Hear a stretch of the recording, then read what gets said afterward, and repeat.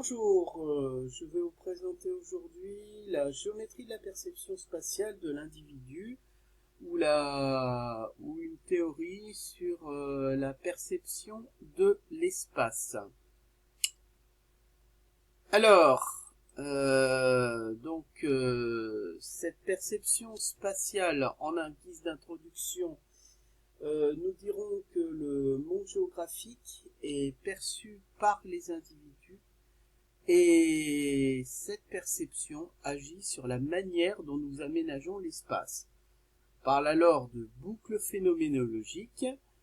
Et la question que l'on peut se poser, c'est: existe-t-il des logiques dans cette perception? Peut-on trouver alors des régularités intra-individuelles?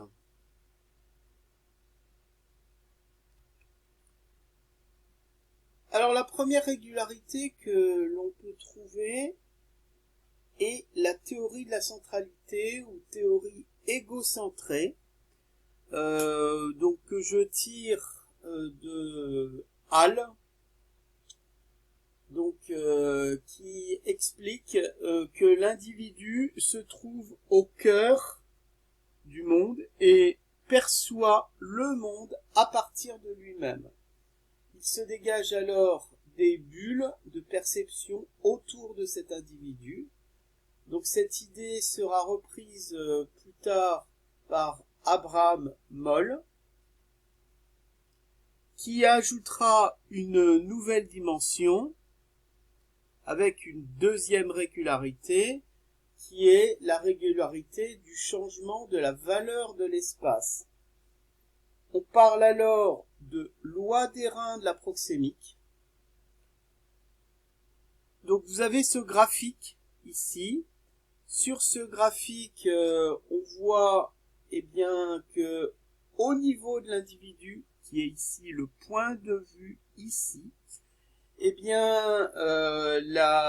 mètre perçu, il est égal à L. Alors par définition, on dira que ce L vaut 1 mètre au niveau de l'individu, par référence. Et au fur et à mesure que l'on va s'éloigner d'une certaine distance de l'individu, la valeur du mètre va diminuer. Et elle va diminuer selon une fonction puissance que vous avez ici. Donc cette fonction puissance, elle nous indique que on va à chaque unité d'éloignement de l'individu multiplier par un facteur R, donc réduire de R. Et ainsi à l'infini de l'individu, la réduction est de Rx. Donc, on a au niveau de l'individu une valeur de mètre de 1 mètre. Et puis, quand on s'éloigne, cette valeur diminue en toboggan jusqu'à atteindre vers l'infini, à l'infini, 0. C'est-à-dire, on ne perçoit plus la valeur du mètre. On parle d'importance de la valeur de l'espace. Alors ici, le terme métrique qui a été choisi, il faut faire attention parce que la définition de la métrique en géographie représente la façon dont on mesure la distance, et la métrique en mathématiques ne signifie pas la même chose. Donc ici, on prendra plutôt la définition de la métrique mathématique, et c'est la seule fois où je ferai référence à ce terme.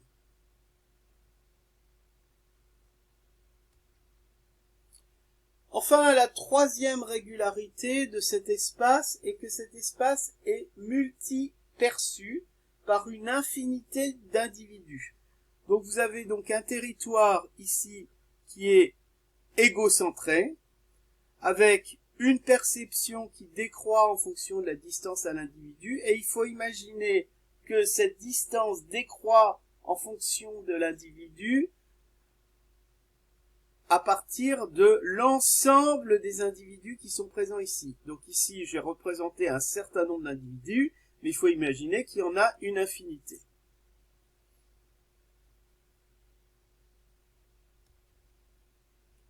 Alors maintenant, on va essayer de passer du mètre perçu à la distance perçue, qui est plus intéressante. Donc au niveau de l'individu, le mètre perçu vaut L, comme je vous l'ai dit. Il est représenté ici par un gros carré. Quand on s'éloigne d'une unité de mesure, la valeur de ce mètre perçu, c'est L fois R, donc un facteur de réduction. Ici, la valeur du mètre perçu est plus petite, donc le carré est plus petit. Si on s'éloigne encore d'une unité de mesure, eh bien la valeur du mètre perçu vaut L fois R fois à nouveau R. Et donc dans ce cas-là, le carré est encore plus petit. Et ainsi de suite jusqu'à l'infini, ce qui fait que à l'infini de l'individu, eh bien on se retrouvera avec une unité de distance, une unité de perception de mètre qui sera infiniment petite, LRX. Donc pour avoir la distance perçue, eh bien il faut sommer tous ces mètres perçus.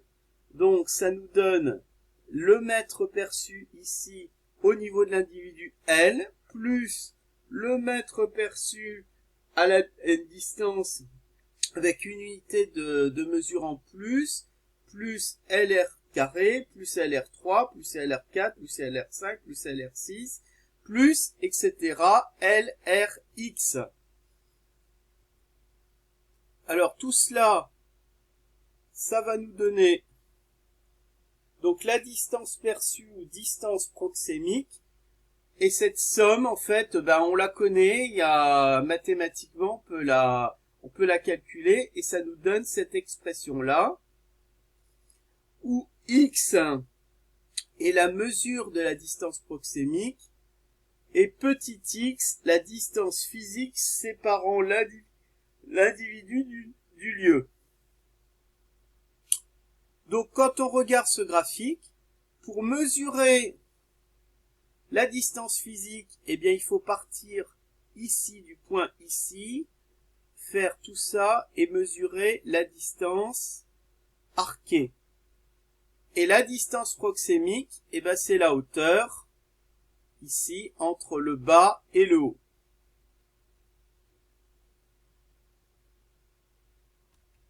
Alors quel intérêt de cette distance proxémique?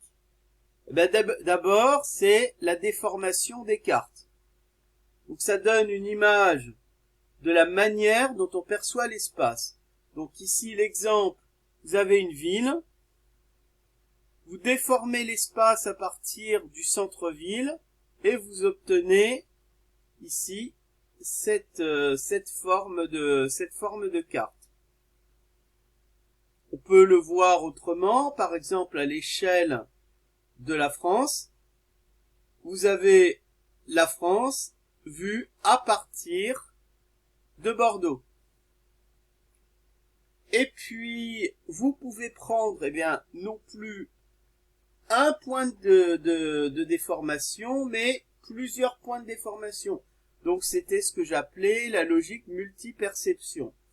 Eh bien là, j'ai déformé à partir de Paris et à partir de Bordeaux, et on obtient cette carte ici, qui représente la perception de l'espace en fonction de ces deux villes. Et donc, on voit très bien ici un espace totalement non perçu entre les deux, qui pourrait signifier, en gros, l'espace, le tunnel, l'effet tunnel.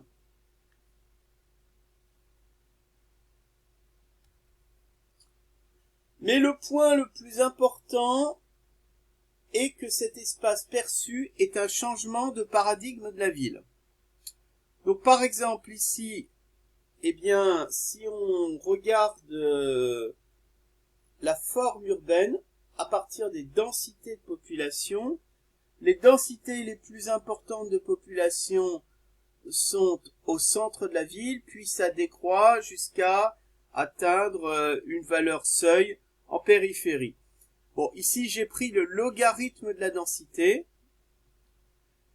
Donc si on regarde le logarithme de la densité, on a une partie urbaine, et puis à un moment donné, on a une rupture avec une partie périurbaine. Ensuite, donc la distance perçue, elle résout un problème, le problème de limite de la ville. Il faut voir que dans les modèles d'économie urbaine, eh bien, on considère que la ville, elle est infinie. Alors on sait bien en tant que géographe que cette ville n'est pas infinie, et si jamais on fait en sorte qu'elle soit infinie, on va avoir tout de suite un problème quand on va étudier les périphéries de la ville. Eh bien là, justement, cet espace perçu permet par le changement de paradigme, eh bien, de résoudre ce problème de périphérie, comme par exemple ici, si jamais on étudie le logarithme de la densité en fonction de la distance à la ville, eh bien, on a deux droites ici, si on analyse ça en fonction d'une distance physique, mais si on remplace la distance physique par une distance perçue, donc ce que l'on avait calculé avant, eh bien, on obtient une courbe, et vous voyez que cette courbe, en fait, elle s'ajuste parfaitement au nuage de points. Voilà, donc j'espère que cette vidéo vous aura plu, et je vous remercie.